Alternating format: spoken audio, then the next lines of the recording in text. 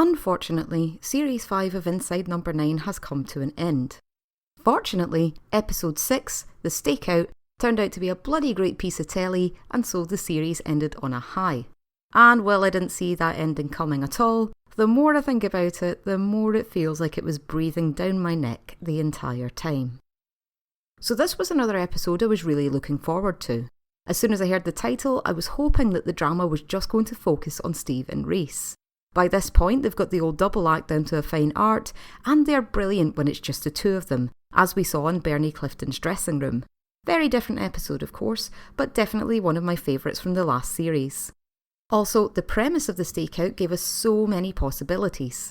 It could have gone either way. I didn't know if they were going to suddenly ramp up the action with a car chase or a huge police standoff, or if it would mostly be a quiet existential drama between two people, where the real-life monotony actually involved in a stakeout leads the characters to start questioning everything.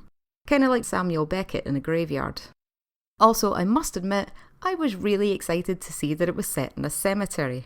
I may or may not have been a bit of a teenage goth back in the day. Not one from Leeds, obviously, but that was a nice wee League reference for anyone who got it. I did wonder if it was filmed in the same cemetery where I accidentally got locked in last Halloween, you know, as you do, but that happened in Brompton and the stakeout was filmed in Southgate. Thanks to the League's Akimbo Twitter page for clearing that one up. And while I'm indulging in my weird, morbid side, this episode turned out to be a bit of a gory one.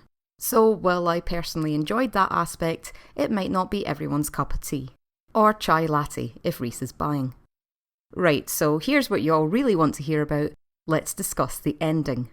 See, the worst thing about being in a supernatural horror is not realising that you're actually in a supernatural horror, which was, of course, Steve's downfall.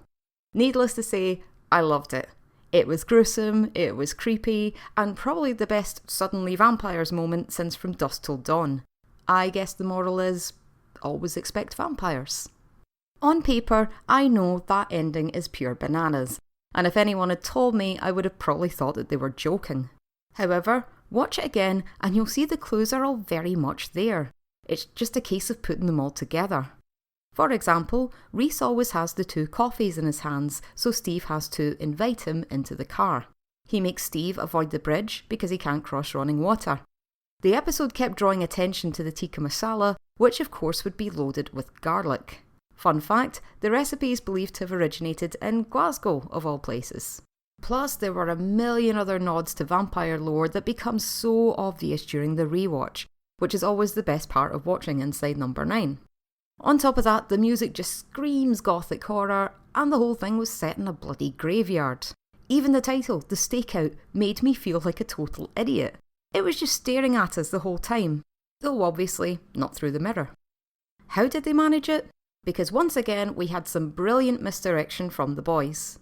We get the impression that Steve is up to something, what with the evidence bags and the fact he's disobeying police orders.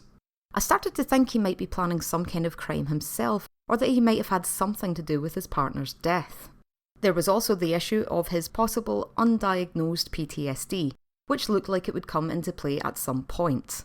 We also had that amazing red herring with the opening scene, if red herring is indeed the correct term for a vegan flexitarian. That's another thing I thought was a little bit weird at first. I know flexitarian diets are a thing, but they're not nearly as restrictive and regimented as the one described by Reese. Of course, in the end, it made total sense when he ended up killing Steve for the umpteenth time. It's become a bit of a running joke by this point, but one day, Steve will have his revenge. Right now, on to important matters. Who made the best vampire? Was it Reese Shearsmith in The Stakeout, or was it Steve Pemberton in that brief nightmare sequence in the League of Gentlemen Christmas special? Let us know in the comments, and also let us know if you'd like to see more TV programmes resolve themselves with sudden vampire attacks. Personally, I'm all for it, and I think it would make a smashing ending for an episode of Come Dine With Me. And one last thing, remember what Reese said back in the harrowing in Series 1? That's right, he lied to us. So, what did everyone else think of The Stakeout? And also, what did we all think of Series 5 in general? I reckon style-wise, it might be their most ambitious series to date, and after every single episode, I would always see people online saying it was their new favourite. So that's a pretty good sign. If I had to pick a personal favourite for this series, Tough call, but I think I would probably give it to Misdirection. Brilliant plot, brilliant twist, it's just classic number 9. As for my greatest moment watching Series 5, that's gotta be the bit where David turned up in Death Be Not Proud. If you were located anywhere within the Greater London area that night, chances are you might have heard me screaming my head off.